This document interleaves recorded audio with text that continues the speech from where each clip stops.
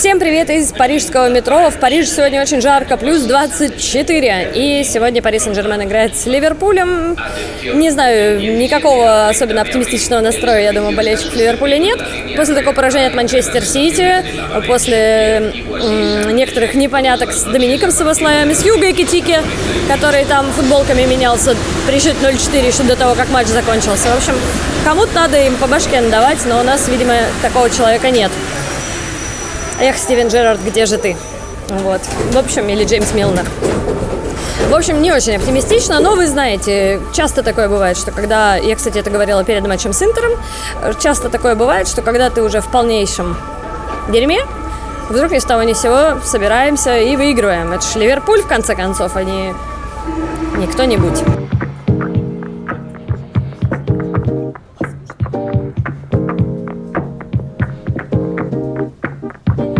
Очень жарко, и мы пытаемся понять, как нам на остров пробраться, где, в общем-то, собрались болельщики Ливерпуля. Тут все, просто стройка везде сплошная, короче, непонятно, как идти. Но вроде бы мы нашли, как. Да.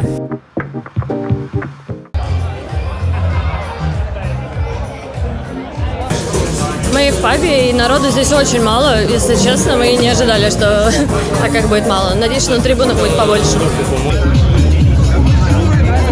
Какие предчувствия? Предчувствия? Ну, лучшие, конечно. Оптимист. Конечно, надо готовиться к лучшему, а как будет, так будет. Погрустить всегда успеем. Очень много претензий к Ван Дайку, что он там все уже больше не на своем уровне. Согласен или нет? Не, я думаю, что такие игроки, как Ван Дайк, уровень, там, может быть, не на золотой мяч, как раньше, но на лидерство, на управление командой, управление своей штрафной и вообще на общий дух, плюс подтягивание какой-то молодежи, это очень важно. И Ван Дайк все еще такой батя для всех наших молодых. Я думаю, это очень важный момент для нашей раздевалки и для команды на поле.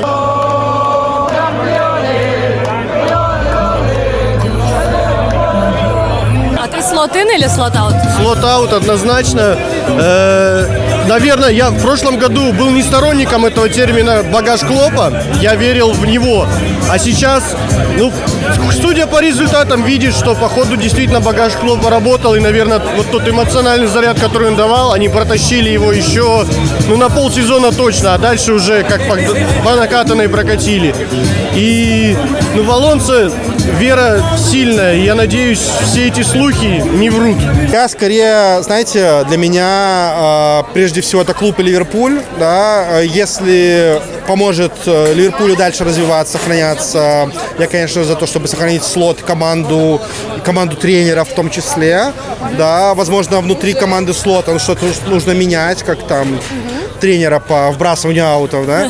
Вот. Но если все-таки будет перемена и будет новый тренер, Шаби Алонсо, почему нет? Я за то, чтобы все-таки дух клуба был прежде всего. Вообще, я говорила это перед началом сезона, что мне ужасно не нравится эта распродажа игроков, которые устроили перед сезоном, и еще с таким подходом, что типа вот сейчас мы распродали тут всякое барахло, а к нам пришли классные игроки. Но ведь все игроки, и Нуньес, и Цимикас, они же были не просто игроки, они были еще частью раздевалки очень важной. И недаром же говорили, что Ливерпуль – семья. И просто так избавиться от большого количества игроков и посадить на скамейку игроков, которые выигрывали чемпионат. Ливерпуль же в прошлом году не 7-е, не 8-е место занял, а 1-е.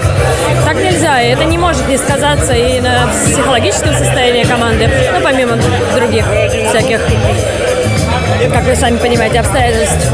Поэтому мне кажется, что это было достаточно очевидно. И покупка некоторых игроков мне вообще не очень понятна. Если честно, понятно, да, поехали звезды в Ливерпуль. Но я лично не уверена, что они рассматривают Ливерпуль как свою конечную остановку. перевалочку, как вот, что типа они ехали именно в Ливерпуль, а не как какой-то перевалочный пункт на пути в Реал Мадрид или Барселону. Это лично мое такое мнение, не знаю. Я редко высказываю свое мнение в своем блоге, но немножко накипело. И я даже думаю, что это не столько вина Слота, потому что он-то как раз хотел многих игроков удержать, тех, кто в итоге ушел. Нет объяснения этому поведению. Команда на Европейской лиге показывает футбол, во внутренней лиге показывает. Ну, даже футболом это не назвать, наверное, да. И какие к этому все преследуют причины, не знаю. Необоснованный хейт Салаха. Человек 8 сезонов подряд тащит клуб, зарабатывает Man of the Year. А здесь, ну, не пошло, да. У кого за 8 сезонов? Ни у кого, да, вот так вот. И меня вот это тоже гложет очень сильно, что с такой грустной ноткой он уйдет, а хотелось бы, чтобы провожали как действительно короля. Так, все, мы пошли отсюда на стадион, я так понимаю, пешком. Подождите, а чей портфель? Черный портфель. Кто-то оставил рюкзак. Да. Идем на стадион. Пешком идем? Let's go. Не знаю, как решит толпа. 3 станции метро, по идее. Ну, Либо 36 минут пешком. 36 минут, мне кажется, нормально по такой погоде. Вообще супер. Не, я думаю, лучше все-таки метро. Ненавижу метро И парижское. потом пройтись 2 метра пешком. Ну, хорошо. Ну, смысл идти пешкадрала сейчас 50 минут. Бу-бу-бу, не 50, а 30. Не любит человек пешком ходить.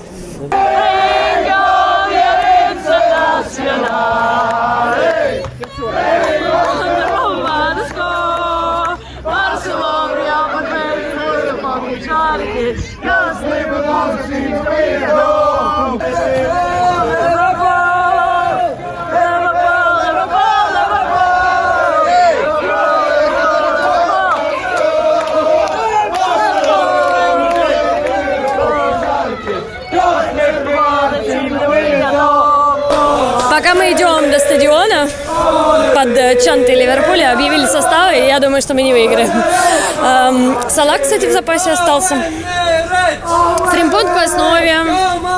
Гомес в основе. Ну, как известно, пока живу, надеюсь.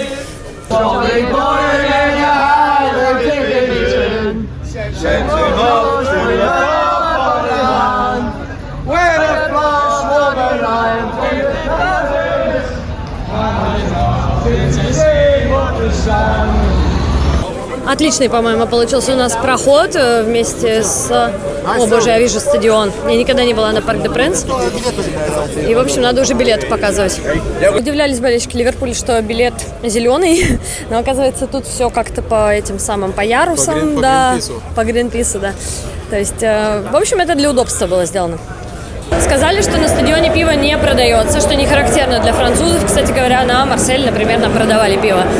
Можно внизу пиво купить, но мы решили пойти на стадион и посмотреть стадион. Собственно, пока еще есть время.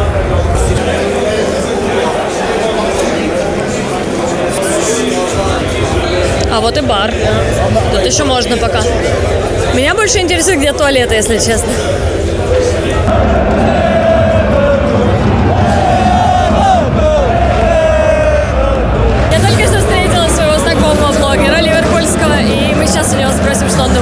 I'm so nervous. I was all good vibes before, we were just singing songs. Now I see the pitch and I'm so nervous.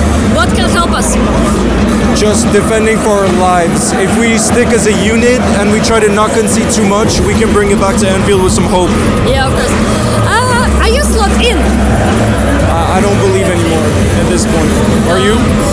I am not sure that the problem is on him. There's definitely, he's not the sole problem, that's for sure. But it feels like something needs to change, Yeah, and the whole team can't change. Yeah, That's yeah. the problem.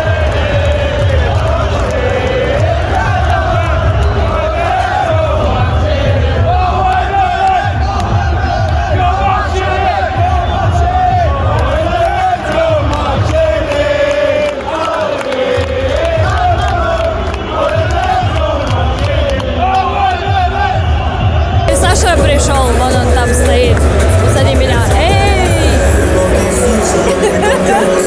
Да, в общем, все здесь. У нас тут Саша. Hello. Hello. Ничего не слышу, но спрашивай. Но я тебя спрошу, после матча с Манчестер Сити, как вообще настроение тут? Ну, у меня настроение такое. Ливерпуль не может играть на полную катушку каждый матч. Так что я считаю, что в какой-то момент против Сити они решили, что там нечего ловить.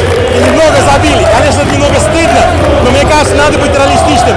Ливерпуль не может играть как против Галатасарая на всю катушку 90 минут каждый матч. В этом сезоне проблема с физухой 100%. Сегодня их шанс показать, на что они способны.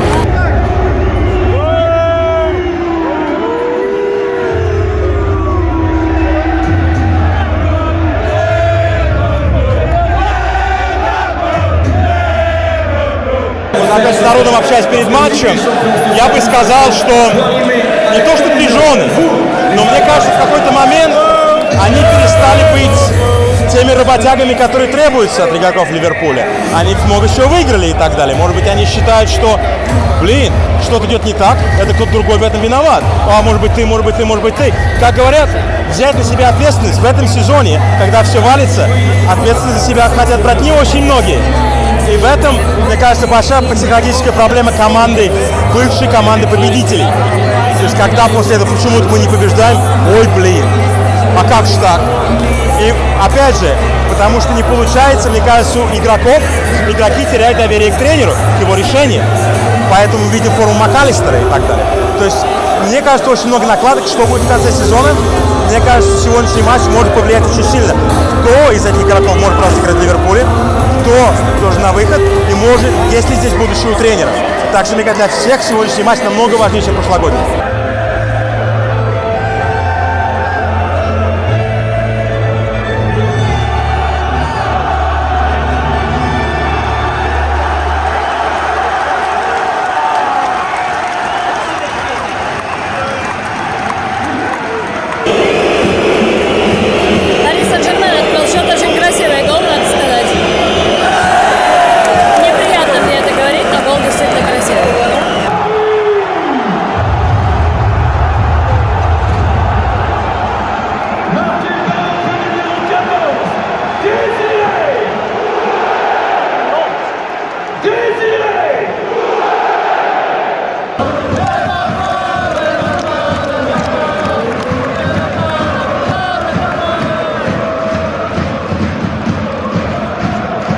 В пользу ПСЖ после первого тайма, но я не скажу, что это хуже, чем я думала. Я ничего хорошего не думала. И во втором тайме мы обычно играем еще хуже, чем в первом, и мне ничего не понравилось, если честно, кроме нас. Мы хорошие болельщики. Играет чудовищно. Я не понимаю плана на эту игру, не понимаю смысла, не понимаю вообще, что делает Грайнберг, короче. Что, как тебе первый тайм? Париж круто играет, объективно. Да, это правда. Ну, прям... А мы нет. А мы не круто. Вторую половину тайма нормально. Ну, да, вы перебегали, нормально. Да. Если так сохраним 0-1, мы во то... втором тайме обычно хуже играем. Дай бог сохраним, и на Энфилде свое возьмем, и до пенальти доведем. Оптимист. Мне кажется, самое главное, что не развалились, хотя пытались. Ну и кое-что пока... Ну, мне кажется, планка такая низкая. Планка пока не развалились. Конечно, судья посвистывает местным. Джо Гомес получил желтую карточку за ровном месте. Он все классно сделал. Очень классный, такой хороший британский подкат. Получил желтую. Но в целом они, видишь, они перестраиваются, они страхуются. Оба страховал Ван Дейка. И один момент, который нам несколько нам снес крышу. Экитики не может отдать нормальную передачу. Без этих фликов, бакхилов. То есть народ говорит о том, что он играет, как будто он играет в Bowler League. Ну это, профессиональный футбол, это не шоу.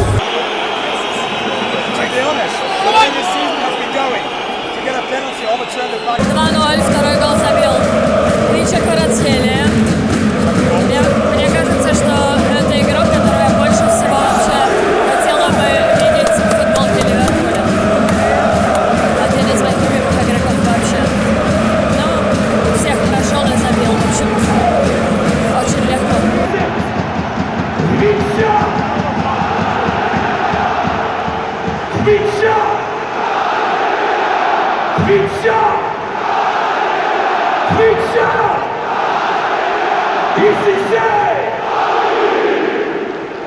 Четыре замены Салаха нет.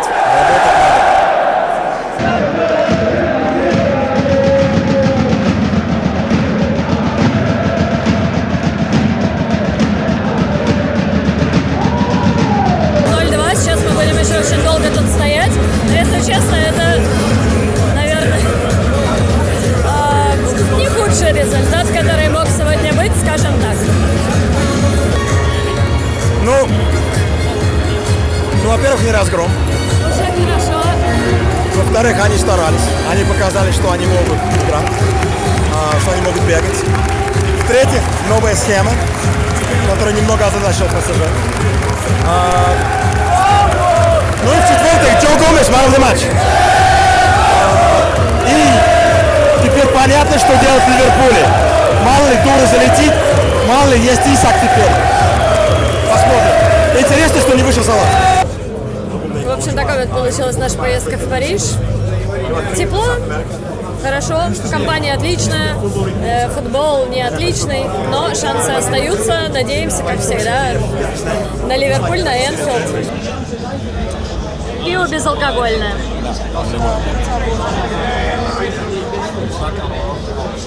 Теперь мы будем стоять тут минут 15. Мы уже 5 стояли, так что убивайся. Окей.